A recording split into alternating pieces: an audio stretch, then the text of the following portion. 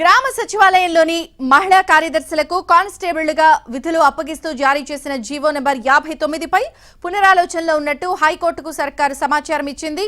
Dress code మార్చే అంశంపై కూడా చర్యలు తీసుకుంటామని తెలిపింది. వారి సేవలను వినియోగించుకోవడానికి ప్రత్యామ్నాయ మార్గాలపై ఆలోచిస్తున్నట్టు చెప్పింది. అయితే దీనిపై అఫిడవిట్ దాఖలు చేయాలని హైకోర్టు ఆదేశించింది.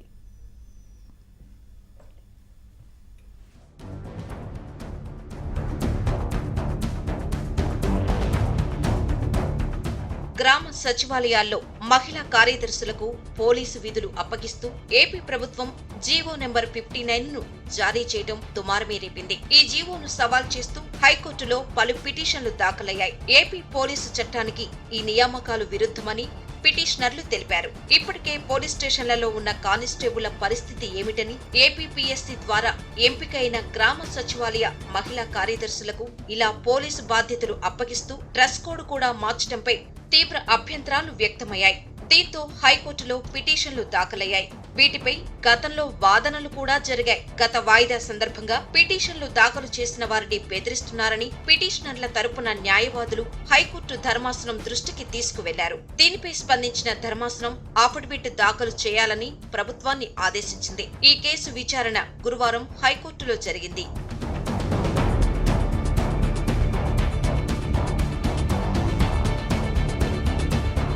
జీవో నెంబర్ 59 ఉపసంహరించుకునే అంశానికి సంబంధించి ప్రభుత్వం పునరాలోచనలో ఉందని ప్రభుత్వం తరపు న్యాయవాది హైకోర్టుకు తెలిపారు. అదేవిధంగా డ్రెస్ కోడ్ మార్చే అంశాన్ని కూడా ప్రభుత్వం పరిశీలిస్తుందని చెప్పారు. వీరి సేవలను ఉపయోగించుకునే అంశంపై ప్రత్యామ్నాయ మార్గాలను కూడా ఆలోచిస్తున్నామని కోర్టుకు తెలిపారు. అయితే ఈ సమాచారాన్ని రికార్డు చేసుకోవచ్చా అని కోర్టు ప్రశ్నించింది. దీంతో తాను ప్రభుత్వం దగ్గర సమాచారం తీసుకొని మళ్లీ చెబుతామని ప్రభుత్వం తరపు న్యాయవాది వివరించారు. అయితే పూర్తి అఫిడవిట్ దాఖలు చేయాలని హైకోర్టు ఆదేశించింది. కేసు విచారణను వాయిదా వేసింది.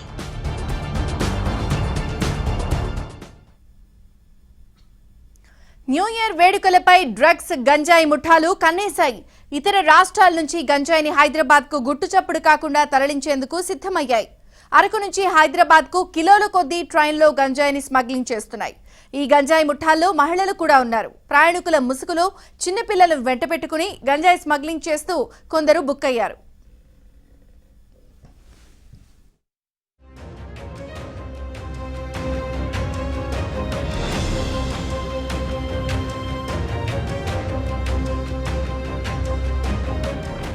సాధారణంగా హైదరాబాద్ లో న్యూ ఇయర్ వేడుకలు కలర్ఫుల్ గా జరుగుతుంటాయి. అయితే యూత్ను మత్తులో దింపేందుకు డ్రగ్స్ మాఫియా స్కెచ్ వేసింది. న్యూ ఇయర్ వేడుకలను క్యాష్ చేసుకోవడంపై ముఠాలు ఫోకస్ పెట్టాయి. కోట్లు దండుకునేందుకు రెడీ అయ్యాయి. 20 రోజుల ముందు నుంచే ముఠాలు డ్రగ్స్ తరలించే పనిలో ఉన్నాయి. దీంతో గంజాయి మాఫియా ఆట కట్టించేందుకు పోలీసులు ప్రత్యేక టీంలను ఏర్పాటు చేశారు.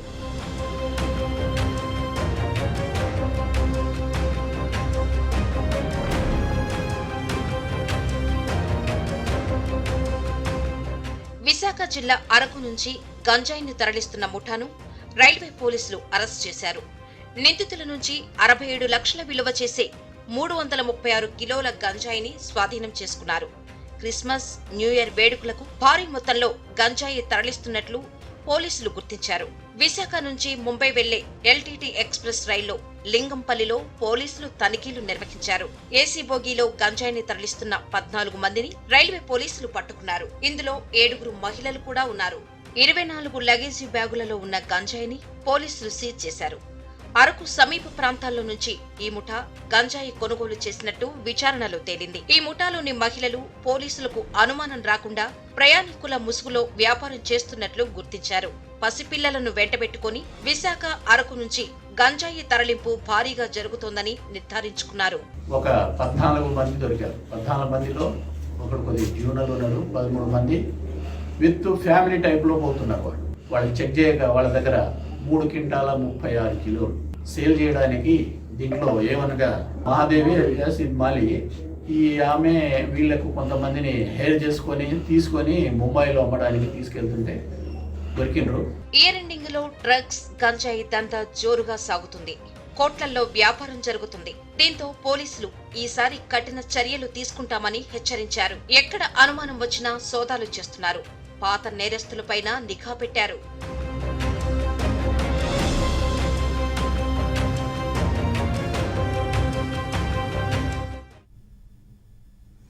ఒమైక్రాన్ అలజడితో దక్షిణ మధ్య రైల్వే అలర్ట్ అయింది. అధికారులు ప్రత్యేక చర్యలు తీసుకుంటున్నారు.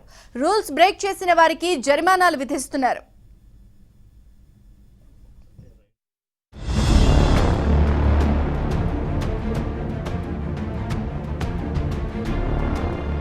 కరోనా కేసులు తగ్గినట్టే తగ్గి మళ్లీ పెరుగుతున్నాయి.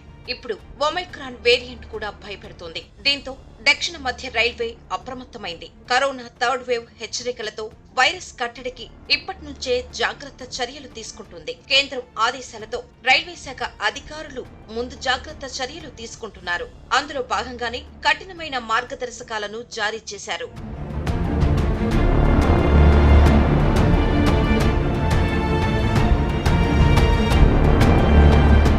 ప్రతి రైల్వే కార్మికుడికి టీకాలు తప్పనిసరి చేశారు. మాస్క్ లేని వారికి రైల్వే స్టేషన్లు, రైళ్లలో ప్రవేశం లేదని తేల్చి చెప్పారు. రైల్వే స్టేషన్ కు వచ్చే ప్రతి ఒక్కరూ మాస్క్ పెట్టుకుని రావాల్సిందే అని స్పష్టం చేశారు. ఇప్పటికే ఒక ప్రకటన కూడా విడుదల చేశారు. మాస్క్ లేకుండా రైల్వే స్టేషన్లోకి ఎంట్రీ ఇస్తే 500 రూపాయలు జరిమానా విధించనున్నట్లు తెలిపారు.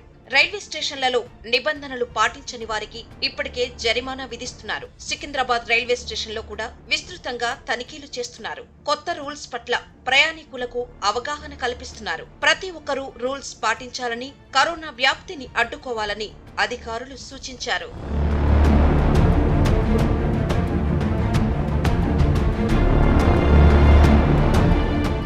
ఆర్టీసీ అధికారులు కూడా కఠిన చర్యలు తీసుకుంటున్నారు. మాస్కులు లేని వారిని బస్సుల్లోకి అనుమతించబోమని ఇప్పటికే అధికారులు హెచ్చరించారు. ఆర్టీసీ ఉద్యోగులు కూడా మాస్క్ పెట్టుకోవాలని ఆదేశించారు. శానిటైజర్ ను వెంట పెట్టుకోవాలని సూచించారు. మాస్కు లేని ప్రయాణికులను బస్సులోకి అనుమతించకూడదని ఆదేశించారు.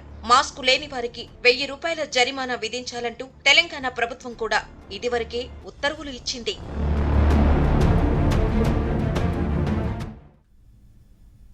ఢిల్లీలో రైతుల దీక్ష ముగిసినట్లేనా? పోరు ముగిసింది, యుద్ధం కొనసాగుతుందని ప్రకటించడం వెనుక ఉద్దేశమేమిటి? రైతుల ప్రధాన డిమాండ్లకు ప్రభుత్వం తలొగ్గిందా? ఇకపై రైతు సంఘాలు ఏం చేయబోతున్నాయి?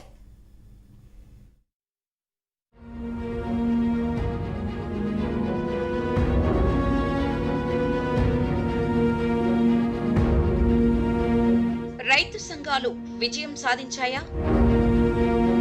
ప్రభుత్వం అన్ని డిమాండ్లకు ఒప్పుకున్నట్లేనా? షరతులు వర్తిస్తాయని రైతు సంఘాలు ఎందుకు అంటున్నాయి? లేదంటూనే రైతులు ఢిల్లీ నుంచి తరలి వెళ్తున్నారు. 15 నెలలుగా వేసుకున్న టెంట్లను ఒకటొకటిగా తొలగిస్తున్న రైతులు ఇవాళ ఫతే అర్దాస్ అంటే విజయోత్సవ ప్రార్థనను నిర్వహించారు. రేపు ఉదయం ఢిల్లీ దగ్గర సింఘా, టిక్రీ ప్రాంతాల్లో ఫతే మార్చ్ అంటే విజయోత్సవ ర్యాలీని నిర్వహించి అక్కడి నుంచి బయలుదేరి వెళతారు. 11వ తేదీ నాటికి ఢిల్లీ నుంచి రైతులంతా వెళ్లిపోతారు.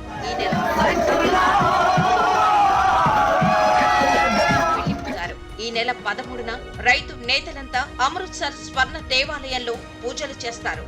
ఢిల్లీలో ఈ నెల 15న మరో మీటింగ్ ఉంటుంది. తర్వాత భవిష్యత్ కార్యాచరణను సిద్ధం చేసుకుంటారు. ఢిల్లీ సరిహద్దుల్లో రైతు సంఘాల సంయుక్త కార్యాచరణ సమితి 15 నెలలుగా దీక్షలు చేస్తోంది. అక్కడే బస చేసి ఉద్యమాన్ని నిర్వహిస్తోంది. 3 వ్యవసాయ చట్టాలను ఉపసంహరించుకుంటున్నట్లు ఇటీవలే ప్రధాని మోదీ ప్రకటించడంతో రైతు దీక్షలు విరమించే దిశగా ముందడుగు పడింది.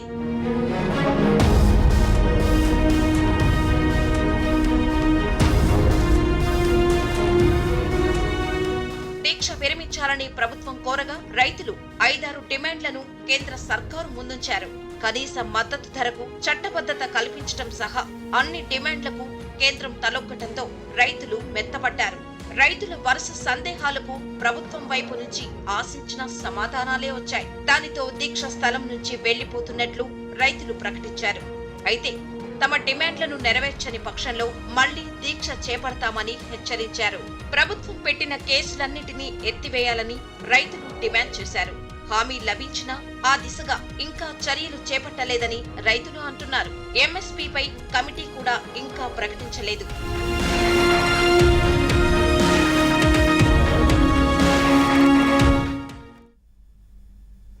డెల్టా వేరియంట్ కంటే వేగంగా ఒమైక్రాన్ విస్తరిస్తోందా?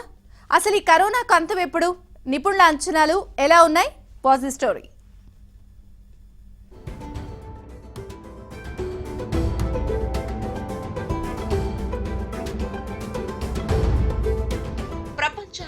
కరోనా వదలడం లేదు. కొత్త కొత్త రూపాల్లో పలు దేశాలను వణికిస్తోంది.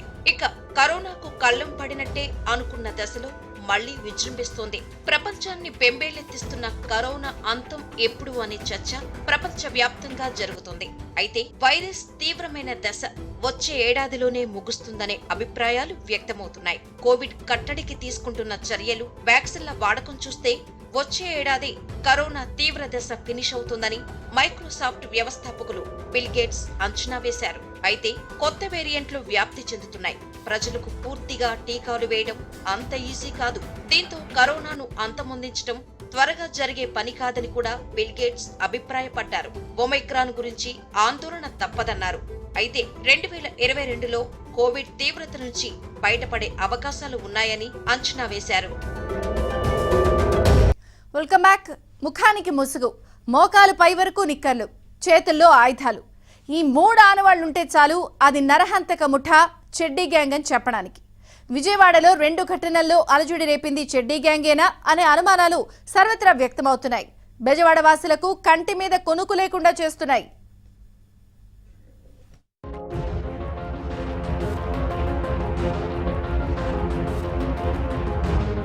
విజయవాడలో నవంబర్ 29న అర్ధరాత్రి చిట్టినగర్ పాల ఫ్యాక్టరీ దగ్గర ఓ అపార్ట్మెంటులో చోరీ జరిగింది. 16 గ్రాముల బంగారం, ₹1,00,000 చోరీ అయ్యాయి. సీసీ కెమెరాల ఫుటేజీని పరిశీలిస్తే అందులో నిక్కర్లు ధరించిన 3 వ్యక్తులు కనిపించారు. ఆ 3 ఆయుధాలతో ముఖానికి ముసుగు వేసుకుని లోపలికి వెళ్తున్నట్లు కనిపించింది. ఆ తర్వాత గుంటుపల్లిలో ఉన్న నల్లూరి అపార్ట్మెంటులో బుధవారం అర్ధరాత్రి చోరీకి యత్నించారు. ముఖాలకు ముసుగు వేసుకుని కొందరు అపార్ట్మెంటు లోపలకు వెళ్లగా చప్పుడు కావటంతో వాచ్మెన్ విజిల్స్ వేశాడు. చుట్టుపక్కల వాళ్లంతా మేల్కొనటంతో దొంగలు పారిపోయారు. ఈ 2 ఘటనల్లో కేటుగాళ్లు ఒకే అవతారంలో కనిపించారు. దీంతో వచ్చింది చెడ్డీ గ్యాంగ్ అనే అనుమానాలు పెరిగాయి. అయితే చెడ్డీ గ్యాంగ్ ఒకసారి రంగంలోకి దిగిందంటే ఖచ్చితంగా పని పూర్తి చేసుకొని వెళుతుంది. ఒకవేళ ఎవరైనా ఆ సమయంలో అడ్డొచ్చినా కిరాతకంగా వ్యవహరిస్తారు. అయితే గుంటుపల్లిలో చోరీకి వచ్చినప్పుడు దొంగలు చెప్పులు వేసుకున్నారు. చెడ్డీ గ్యాంగు మాత్రం చెప్పులు వేసుకోదు. మరోవైపు పోలీసులు చెడ్డీ గ్యాంగుగా భావించాలనే ఉద్దేశంతో దొంగల ముఠా స్కెచ్ వేసి ఉంటుందనే ప్రచారం కూడా జరుగుతుంది.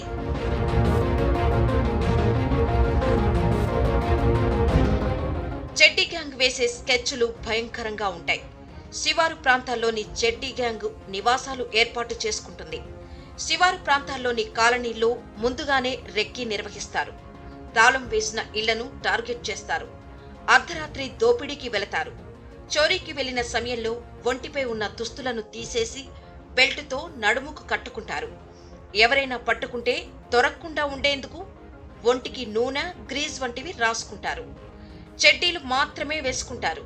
చోరీ చేసే సమయంలో ఎదురొచ్చిన వారిపై రాడ్లు, రాళ్లతో దాడి చేసి ప్రాణాలు తీసేస్తారు. టార్గెట్ పూర్తి కాగానే ప్రాంతాలను మార్చేస్తూ సొంత ఊళ్లకు ముఠాలు వెళ్లిపోతాయి. తెలుగు రాష్ట్రాల్లో సంక్రాంతి సమయంలో చెడ్డీ గ్యాంగులు అలజడి రేపుతుంటాయి. ఆ తర్వాత సొంత రాష్ట్రం గుజరాత్కు వెళ్లిపోతుంటాయి. విజయవాడలో వరుసగా 2 ఘటనలు కూడా కలకలం రేపుతున్నాయి. బెజవాడలో బెంబేలెత్తిస్తున్నది చెడ్డీ గ్యాంగా లేదంటే ఇతర ముఠాలా అనేది పోలీసులు ఇంకా తేల్చలేదు. బాలీవుడ్ లవ్ బర్డ్స్ కత్రినా, విక్కీ కౌశల్ పెళ్లితో ఒక్కటయ్యారు. వీరి మ్యారేజ్ రాజస్థాన్ లో కలర్ఫుల్ గా జరిగింది. ఈ వేడుకకు పరిమిత సంఖ్యలో అతిథులు హాజరయ్యారు. మరోవైపు వెడ్డింగ్ ఫుటేజ్ ను సంస్థ దాదాపు 80 కోట్లకు అమ్మేశారన్న వార్త సోషల్ మీడియాలో హైలైట్ అవుతోంది.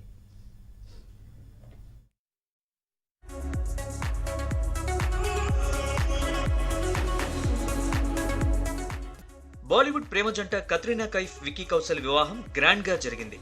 రాజస్థాన్లోని 6 సెన్సెస్ ఫోర్ట్లో కత్రినా, విక్కీ కౌశల్ పెళ్లితో ఒక్కటయ్యారు. కుటుంబ సభ్యులు, కొద్దిమంది అతిథుల సమక్షంలో వివాహ బంధంలోకి అడుగుపెట్టారు.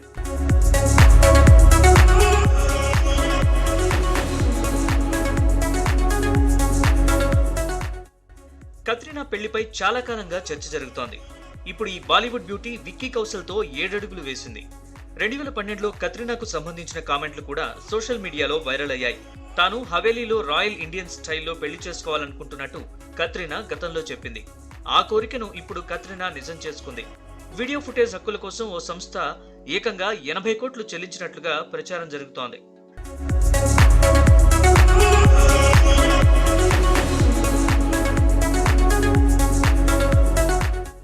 మరోవైపు వివాహ వేడుక ఖర్చుకి సంబంధించిన ఓ కథనం నెట్టింట్లో చక్కర్లు కొడుతోంది. పెళ్లి వేడుక కోసం చేసిన ఖర్చులో 75% కత్రినా కైఫే భరించిందని టాక్ వినిపిస్తోంది. పెళ్లి వేదికైన సిక్స్ సెన్సెస్ ఫోర్ట్ కు కత్రినా విక్కీ రూపాయి కూడా చెల్లించలేదు. ఫోర్ట్ యాజమాన్యం ఉచితంగా విడిది ఏర్పాటు చేసినట్లు టాక్. కరోనా సంక్షోభం నుంచి పర్యాటక రంగం తేరుకుంటున్న సమయంలో తమ ఫోర్ట్ కు ప్రచారం లభిస్తుందన్న ఉద్దేశంతో పెళ్లి వేదికకు డబ్బులు తీసుకోలేదట. అయితే అతిథుల ప్రయాణాలు, భద్రతా ఏర్పాట్లు, భోజనం తదితర మిగతా అతిథి మర్యాదలపై చేసిన ఖర్చులకు 75% కత్రినానే చెల్లించినట్లు తెలుస్తోంది.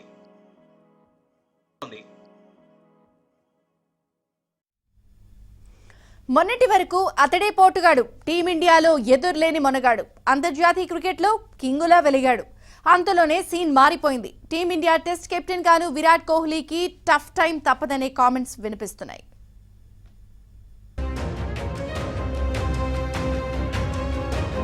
విరాట్ టాలెంట్ ని ఎవ్వరూ తక్కువ చేయలేరు. ఆటగాడిగా, కెప్టెన్ గా కోహ్లీ ఎన్నో మైలురాళ్లు సెట్ చేశాడు. అథ్లెట్ బాడీతో యువతకు ఆదర్శంగా నిలిచాడు. 3 ఫార్మాట్లలోనూ పరుగుల పండగ చేసుకున్నాడు. కెప్టెన్ గాను తనదైన ముద్ర వేశాడు. మెగా ఈవెంట్లు గెలవకపోవడం లోటే అయినా కెప్టెన్ గా, ప్లేయర్ గా కోహ్లీ సూపర్ అనిపించుకున్నాడు. అయితే 2 ఏళ్లుగా కోహ్లీ ఫామ్ అంతంత మాత్రంగానే ఉంది. సెంచరీ కోసం విరాట్ 2 ఏళ్లుగా ఎదురు చూస్తున్నాడు. ఇదే సమయంలో విమర్శల బౌన్సర్లు పెరిగాయి. దీంతో వర్క్ లోడ్ తగ్గించుకునేందుకు టీ20 కెప్టెన్సీకి తనంతట తానుగానే కోహ్లీ బై చెప్పాడు. ఐపీఎల్లోనూ కెప్టెన్సీ పగ్గాలు వదిలేశాడు. అదే ఇప్పుడు కోహ్లీని దెబ్బకొట్టింది.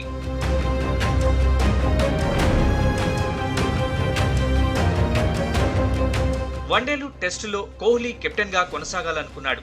కానీ బీసీసీఐ మాత్రం విరాట్ కు షాక్ ఇచ్చింది. టెస్టులకు మాత్రమే కెప్టెన్ గా పరిమితం చేసింది. అయితే టెస్టుల్లోనూ ఇప్పుడు కోహ్లీకి ఛాలెంజ్ తప్పదనే డిబేట్ నడుస్తోంది.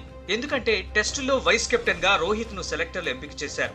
అంటే సౌత్ ఆఫ్రికాలో ఫలితం తేడా కొట్టినా, కోహ్లీ పరుగుల వేటలో వెనుకబడినా కెప్టెన్సీ ఊడే ప్రమాదం ఉంది. దీంతో కెరీర్ సుదీర్ఘంగా సాగాలంటే ఇప్పుడు విరాట్ పరుగులు చేయాల్సిందే. టెస్టుల్లో కెప్టెన్ గాను మ్యాజిక్ చేయాల్సిందే. బీసీసీఐ కూడా కోహ్లీ నుంచి ఆ మ్యాజిక్ నే ఎక్స్పెక్ట్ చేస్తోంది. మొత్తానికి టీమిండియాలో అన్నీ తానై ఇన్ని రోజులు నడిపించిన కోహ్లీ ఇప్పుడు టఫ్ టైం ని ఫేస్ చేస్తున్నాడు.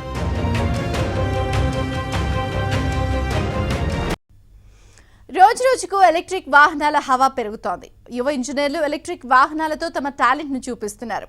యాప్లతో అద్భుతాలు సృష్టిస్తున్నారు. కేవలం QR code, bike number scan చేస్తే స్టార్ట్ అయ్యే వాహనాలను అందుబాటులోకి తీసుకొచ్చారు.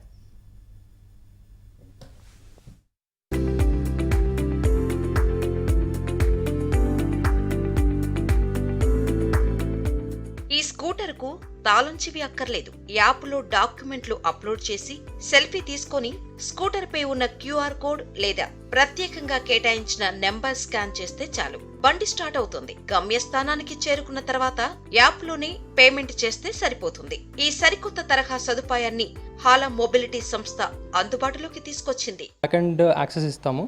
ఇచ్చి మేము వాళ్ళకి ఇది మీకు ఇప్పుడు ఎవరైనా క్లయింట్కి ఇచ్చినప్పుడు వాళ్ళ డ్రైవర్స్ ఎవరైనా డ్రైవ్ చేస్తున్నారు అనుకోండి, ఎవరైనా డెలివరీస్కి ఏమైనా ఇస్తున్నారు అనుకోండి, వాళ్ళకి ఎప్పుడైనా మీకు ట్రాక్ చేయాలి వెహికల్ ఎక్కడ ఉంది, ఆ పర్సన్ ఎక్కడున్నాడు అనుకుంటే వాళ్ళ డాష్బోర్డ్ ఈ డాష్బోర్డ్ యాక్సెస్ వాళ్ళకి ఇస్తే వాళ్ళు ట్రాక్ చేసుకోగలుగుతారు ఎక్కడున్నారు పర్సన్ అండ్ ఎక్కడెక్కడ తిరుగుతున్నాడు అని చెప్పి మనకు తెలుస్తుంది. శ్రీకాంత్, స్నేహిత్, ఆనంద్ పరిక్ ముగ్గురు స్నేహితులు ఇంజనీరింగ్ పూర్తి చేశారు. సాఫ్ట్వేర్ రంగంలో కొన్నేళ్ల పాటు పనిచేశారు. ఎలక్ట్రిక్ వాహనాలపై ప్రయాణాలను ప్రోత్సహించాలనే లక్ష్యంతో పనిచేయటం ప్రారంభించారు. 2020 సంవత్సరంలో హాలా మొబిలిటీ సర్వీసెస్ ను అందుబాటులోకి తీసుకొచ్చారు. 9 రకాల ఎలక్ట్రిక్ స్కూటర్లతో సేవలందిస్తున్నారు. హైదరాబాద్, ముంబై, పూణే, వైజాగ్ నగరాల్లో 585 స్కూటర్లను నడుపుతున్నారు. ఇందులో 285 సింగిల్ సీటర్ స్కూటర్లు కాగా 300 బైకులు వివిధ ఈ-కామర్స్ సంస్థల ద్వారా ఈ బైకులను నెలవారీగా అద్దెకిస్తున్నారు. బైక్ సేఫ్టీ ప్రకారం వచ్చేసి స్కూటర్ లాక్ చేసి పక్కన ఉన్నంతవరకు ఇది కంబషన్ వెహికల్ కాదు, ఎలక్ట్రిక్ కాబట్టి అన్ని ఎలక్ట్రికల్ టెర్మినల్స్ నడుస్తూ ఉంటాయి. ప్రతి ఒక్కటి అగైన్ ఎన్క్రిప్టెడ్ డేటాతోనే నడుస్తుంది. సో మీరు స్కూటర్ని పక్కన పెట్టి యూజ్ చేయనప్పుడంత వరకు అదంతా బాగానే ఉంటుంది. అండ్ స్కూటర్ని ఎవరైనా బుక్ చేయకుండా టచ్ చేసినా, ఏం మూవ్మెంట్ చేసినా సరే వీల్స్ అనేవి జామ్ అయిపోయి ఇంకా యూజ్ లేకుండా అయిపోతుంది అన్నమాట. హాలా యాప్ ద్వారా ప్రయాణం, అద్దె, ఛార్జింగ్ స్టేషన్లు మొదలైన సేవలను వినియోగదారులు తెలుసుకోవచ్చు. ప్రత్యేకంగా రూపొందించిన సాఫ్ట్వేర్ సహాయంతో కంట్రోల్ రూమ్ ద్వారా ఎప్పటికప్పుడు ప్రయాణాన్ని మానిటరింగ్ చేసే వీలుంది. ఆర్టిఫిషియల్ ఇంటెలిజెన్స్, మెషిన్ లెర్నింగ్ సాంకేతికత ఆధారంగా పనిచేసే ఈ యాప్ ప్రయాణికుడి సెల్ఫీ, ఆధార్, డ్రైవింగ్ లైసెన్స్ వివరాలు అప్లోడ్ చేయగానే ట్రావెలింగ్ కు అనుమతిస్తుంది.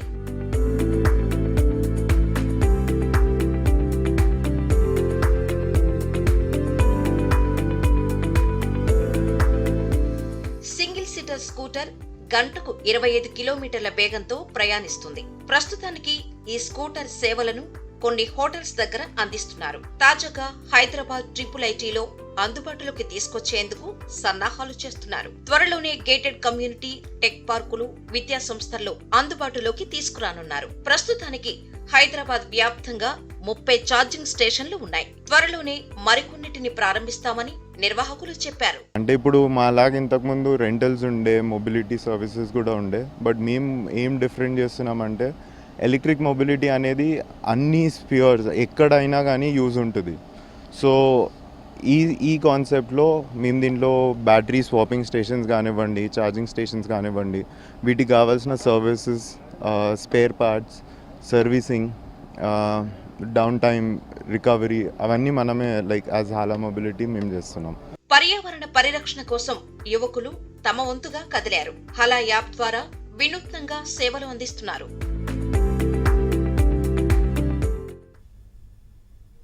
ఇవి 10 విశేషాలు. అప్డేట్స్ కొనసాగుతాయి. చూస్తూనే ఉండండి ABN.